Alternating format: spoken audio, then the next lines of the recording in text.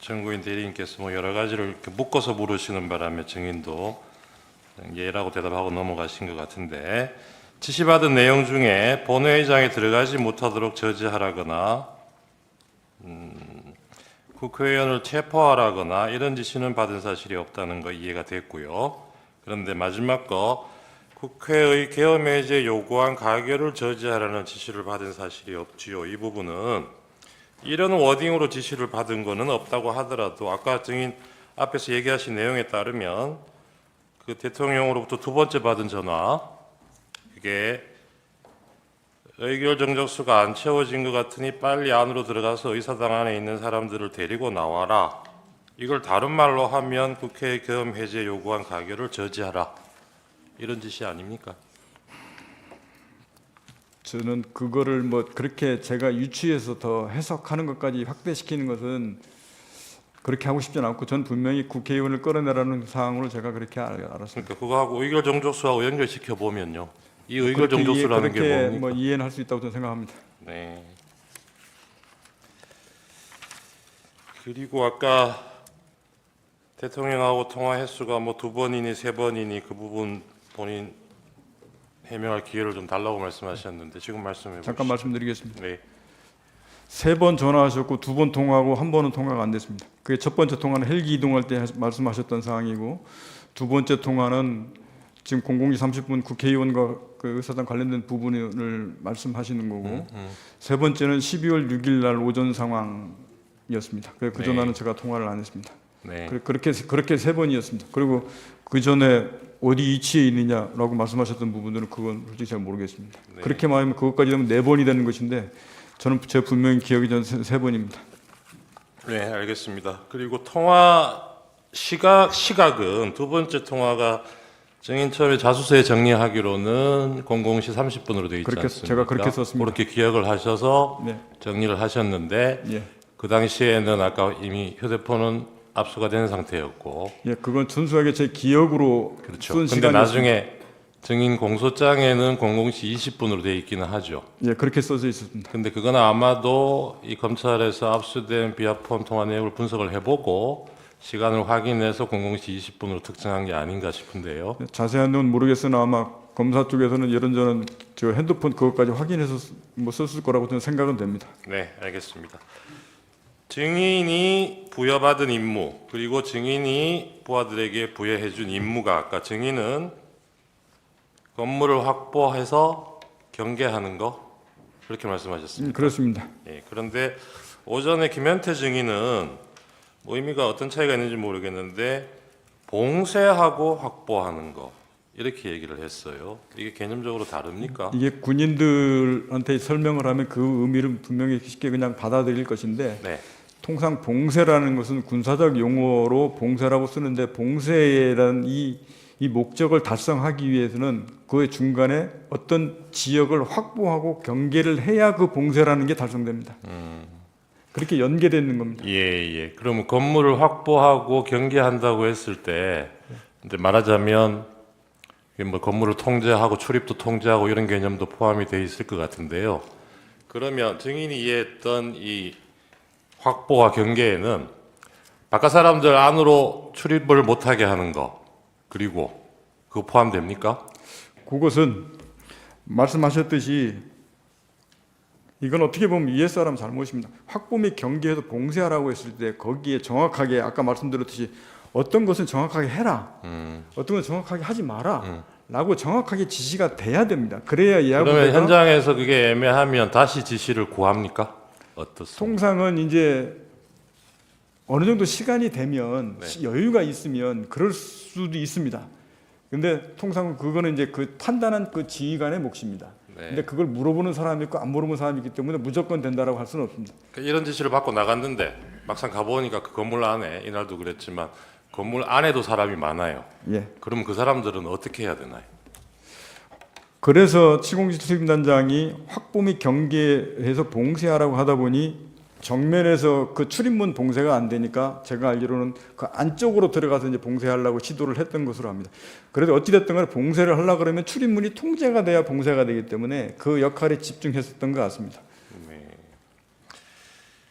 그 12월 6일 날 아까 나왔던 김병주 TV에 출연을 하셨다는 거죠. 예, 그리고 이날은 피청구인하고 통화 내역 두 번 중에 앞에 것만 얘기를 하신 거고요. 그렇습니다. 예, 그 두 번째 얘기를 못한 이유는 아까 얼핏 설명을 하셨고, 그리고 국회에 나가서 얘기하신 게 12월 10일이죠. 12월 10날 국방위원회 가서 얘기하셨죠. 그렇습니다. 예, 그리고 그때도 오전에는 이 김병주 TV 때 얘기했던 요 내용만으로 유지를 하시다가 오후에 이제 두 번째 통화 내용에 대해서 국회에서는 그날 처음 얘기하신 거죠.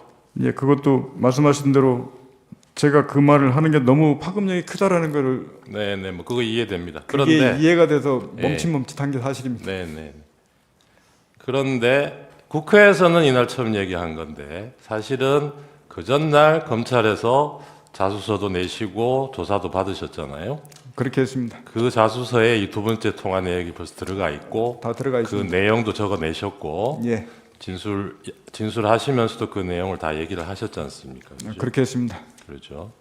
그래서 지금 상대방에서는 아직 뭐 반드시 본격적으로 묻지는 않았습니다만 12월 10일 날 그 점심 시간에 휴식 시간에 박범계 의원하고 아까 그 뭐 사진도 보여주면서 그때 회유를 당해서 이 진술이 오염되고 그래서 두 번째 얘기를 한 게 아니냐 이렇게 얘기하는데 그때 회유가 됐다는 거는 그 전날 검찰에서 본인이 낸 자수서하고 진술 내용하고 이 시간 관계만 봐도 앞뒤가 안 맞는 얘기죠. 퇴유당한 게 아니고 제가 오전에 멈칫멈칫하고 말을 못하다가 점심 먹으면서 스스로 판단했던 결과라고 분명히 말씀을 드리고 도저히 이 부분들을 제가 더 감추고 말 안 한다고 넘어간다고 될 성질이 아니라고 생각을 했습니다. 네. 그래서 오후 그 국방위가 오전 열리면 답변하실 때도 아까도 화면에서도 보였는데 다른 전화 더 없었습니까라는 질문에 증인이 직답을 못 하시더라고요. 좀 멈칫하는 게 보이긴 했어요. 제가 그거 말을 해야 되나 어떻게 되나 사실 통화 사실만 인정해놓고 사실은 그때까지도 내적 고민이 좀 많았습니다. 네. 이 상황 종료되고 난 뒤에 특전사 병력이 국회에서 이제 철수를 하는데 해제 의결된 후에 그 철수는 증인 판단으로 철수 지시를 한 거죠. 그렇습니다. 대통령이나 국방부 장관으로부터 철수 지시를 받은 적이 있습니까?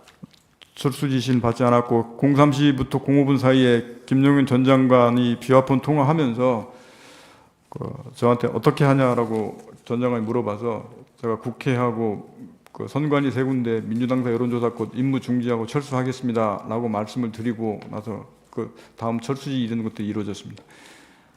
네. 그 지금 끌어내라고 한 대상이 국회의원이 아니고 특전사 요원이었다. 저 피청구인이나 김용현 씨는 이렇게 얘기를 하고 있습니다. 그 얘기는 알고 계시죠? 예, 그런데 이게 이 두 사람으로부터 직접 지시를 받은 분이잖아요, 증인은. 예, 제가 직접 받았습니다. 그러니까 그 당시에 증인은 아까 뭐 얘기하셨는데 이 뭐 의결 정족수 얘기도 앞에 있었고 하기 때문에 별로 뭐 오해할 여지가 없을 것 같기는 한데 그 당시에 이해했던 맥락이 오늘 얘기하신 그대로신 거죠. 예, 국회의원으로 이해했고 그게 상황상으로도 아까 11시 50분에 김영현 장관이 707 특임단 병력 추가 출동을 지시를 하잖아요. 예, 그래서 그때 추가 지시를 한 거는 앞에 가 있던 그 김현태 대령이 지휘하는 그 인원만 가지고는 이렇게 국회 통제가 안 되고 확보가 안 되니까 부족하다고 보여서 추가 출동 지시를 한 거죠.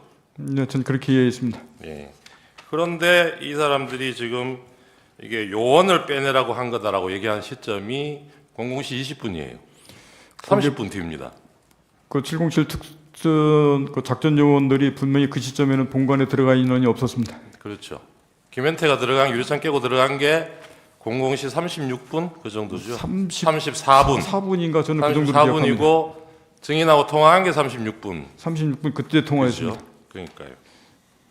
그러니까 00시 20분 그 어간에는 안에서 빼낼 요원이라는 사람이 안에 있지가 않은 상황이에요. 그때 당시에는 본관에 인원이 없었습니다. 그리고 제가 물어볼 거는 마지막인데요. 이 증인은 김영은 장관으로부터 미리 들은 얘기가 있어서 아까 12월 1일 날 어디 출동해야 된다는 얘기는 들으신 상태 아닙니까? 그렇습니다. 예. 그러면 이 장관이나 대통령이 이때 계엄을 해서 국회, 선관위, 또 뭐 여론조사기관 이런 데를 군인들을 보내가지고 뭘 하려고 했다고 생각하십니까? 그 당시에 어떻게 생각하셨어요? 지금 결과론적으로 지금 역추적해서 제가 그 부분을 말씀드리는 건 좀 제한될 것 같고 네. 그것은 그 당시에 어떻게 그거는 생각하셨는지 시설 확보 및 경계하라고 얘기를 그냥 고지 뭘 그대로 받았고, 그렇게만 이해를 네. 하셨어요. 근데 그거를 이어서 뭐 그다음부터는 어떠한 목적으로 그렇게 했느냐라고 하는 부분들은 지금 하시는 말씀들은 제가 비상계엄 끝나고 나서 지금 다 알겠습니다. 그런 말씀들을 예. 들었기 때문에 뭐 그것도 이해할 부분이 네. 있는 말씀입니다. 그 그런데 말씀들을 제가 거꾸로 앞으로 들고 예. 가서 얘기하는 건 아닌 것 같습니다. 그게 이제 계엄 시작할 때를 기준으로 하면 그러신데 예. 국회에 출동했잖아요. 그리고 아까 대통령으로부터 두 번째 전화를 받았을 때 의결 네. 정족수가 안 된 것 같으니 안에 있는 사람 국회의원들 끌어내라. 이 지시를 받았을 때는 이건 뭔가 아니라고 생각하셨던 거 아닙니까? 그래도 논의하면서 여러 가지 이게 가능하냐 실현 이런 부분들 따지다가 그래서 이거는 안 된다고 판단해서 중간에 들어가는 것을 멈춘 겁니다. 예, 그게 그 당시 안에 들어가 있는 이 특전사 부대원들 숫자가 얼마 되지도 않고 해서 물리적으로 어떻게 하는 게 가능했는지 어떤지도 뭐 좀 의문이 있는 상황이긴 한데 어쨌든 증인이나 증인의 그 부하들인 여단장들하고 특임대장하고 상의한 결과, 논의한 결과 이 지시는 따르기가 어렵다. 예, 분명하게 현장에 있는 그때 당시에는 제가 통화할 수 있는 건 707 특임단장이 바로 본관에 들어가 현장에 있었기 때문에 707 특임단장하고 통화할 수밖에 없었고 707 특임단장도 그거는 그렇게 안 됩니다라고 저한테 의견을 분명히 줬기 때문에 그럼 그만하자 하고 혹시 나서 그 시점에 이상현 여단장하고도 의논을 했습니까? 그 상태의 이상현 여단장은 아마 제 스피커폰으로 이 통화된 내용들 상황을 인지한 것 같고 제가 그 김현태하고 통화된 다음에 제가 그 뒤에 야 들어가면 안 돼 그만 멈추라는 통화를 제가 두세 번 통화를 했는데 그게 그때 당시에 전화가 끊기고 안 들리고 해서 했던 그런 기억이 있다고 저는 국회 때도 말씀드렸습니다. 알겠습니다. 상세하게 말씀해 주셔서 감사합니다. 그 주신문상 준비한 것 중에 16개 가항 물어보겠습니다. 저희 아까 그 계엄 해제 요구안이 가결된 후에 이제 철수 지시를 하셨다고 했잖아요. 그 후에 그 1시간 정도, 그러니까 24년 12월 4일 02시 13분경, 그러니까 1시 3분경에 국회에서 의결이 됐고 그 2시 13분경에 김영현 전 국방부 장관이 증인에게 전화해가지고 중앙선관위에 다시 병력을 투입할 수 있냐 이렇게 물어본 적이 있습니까? 예, 그렇게 해서 제가 그 다음도 안 된다고 얘기했던 사항들 제가 알고 있습니다. 예. 그리고 그날 이제 03시 23분경에 김영현 장관이 VTC 화상회의를 했는데 증인도 그때 같이 봤어요? 예, 그때 같이 듣고 있었습니다. 예. 그래서 뭐 우리 군이 군 통수권자인 대통령님의 명을 받들어 임무를 수행했습니다. 그러나 중과부적으로 우리가 원하는 결과가 되지 않았지만 그래도 우리는 우리의 할 바를 다했다고 생각합니다. 여러 가지 어려운 여건에서 임무를 완수해 준 우리 수방사, 방첩사, 특전사, 증인이 책임자죠. 지작사, 그리고 여기 함께하고 있는 우리 지통실 참모들, 합참 의장님 포함해서 모든 분들께 고맙게 생각합니다. 수고했습니다. 이런 취지의 내용을 뭐 워딩을 하나하나 다 기억은 못하겠지만 증인 특전사가 언급된 이런 내용을 들은 게 맞습니까? 예, 그런 의미의 중과부적, 뭐 대통령님 명을 받들어 이런 단어들은 생각이 납니까? 생각납니다. 예, 이만 마치겠습니다. 자, 그러면 지금부터 잠시만 주목해 주시기 바랍니다. 제가 구독자분들을 위해서 선물 하나를 준비했는데요. 제가 항상 여러분들께 드리는 말씀이 있습니다. 뉴스만 평소에 잘 챙겨보셔도 돈이 되고 돈을 벌 수 있다라고 말씀을 드렸는데요. 여러분들은 여기 보시는 삼성전자 뉴스를 보고 어떤 생각이 드세요? 아니면 정치인들의 뉴스, 날씨 뉴스를 보고는 어떤 생각이 드시나요? 그냥 뉴스만 보고 끝내는지 아니면 이 뉴스를 어떻게 이용할 수 있는지 이 부분을 고민하고 계시는지를 되물어보고 싶습니다. 그 이유가 뭐냐 하면 제가 지난번에 여러분들께 뭐라고 말씀을 드렸었죠? 지금은 반도체 섹터를 눈여겨보셔야 한다고 말씀드렸습니다. 그리고 나서 이런 썸네일들 뉴스를 통해서 많이 보셨을 겁니다. 반도체 내용이 이슈가 됐을 때 부자들은 어떻게 생각한다? 반도체 관련주들은 뭐가 있는지, 어떤 종목이 가장 좋은지, 어디에 투자해야 돈이 몰리는지 자연스럽게 생각한다고 제가 말씀을 드렸죠. 그 이유가 뭐냐 하면 부자들이 봤을 때는 이슈가 곧 돈으로 이어지고 그 이슈가 나에게 돈을 벌어준다는 경험적 확신이 있기 때문에 부자들은 항상 이런 사회적 이슈를 관심 있게 챙겨본다고 제가 말씀을 드렸습니다. 이번에도 마찬가지인데요. 제가 지난번에 시청자분들과 함께하는 주식으로 수익 내기 이벤트를 진행했었죠. 당연히 100% 무료로 진행을 했었고요. 여기 보시면 아시겠지만 제가 지난번에도 구독이라고 보내주신 모든 시청자분들께 반도체 관련주 중에 가장 크게 급등할 딱 한 종목, 많은 종목도 아니라 한미반도체 한 종목을 여러분들께 추천드렸어요. 그러면서 여기 나와 있는 대로 정확히 얼마에 매수해야 하는지, 그리고 수익률이 어느 정도 나왔을 때 팔아야 하는지를 이런 부분들까지 여러분들에게 정확히 알려드렸었는데 지금 실제로 어떻게 되었다? 오른쪽을 보시면 아시겠지만 제가 지난번 문자 발송으로 이 한미 반도체를 소개해드리고 나서 실제로 이렇게 5배 이상 어마무시한 상승이 나왔습니다.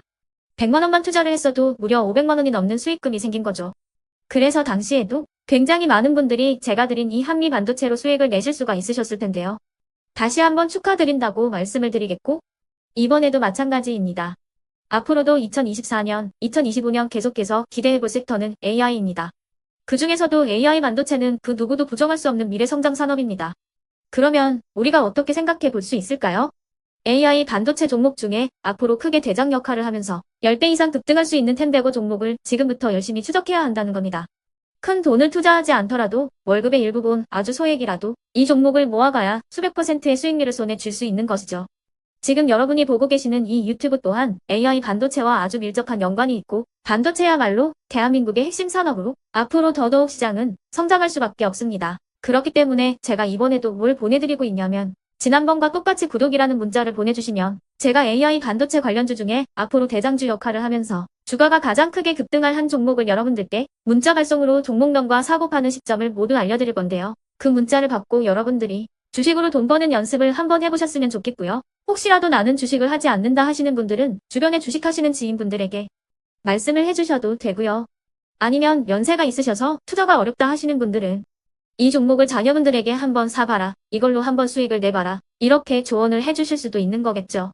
그래서 지금 이 영상을 보시는 시청자분들 중에 나도 이번 종목이 좀 궁금하다 하시는 분들은요. 누구나 상관없이 그리고 어느 시간대나 상관없이 부담없이 010-2514-5930번으로 구독이라는 문자 보내주시면 제가 이번에도 똑같이 무료 추천 급등주 문자를 보내드리겠습니다.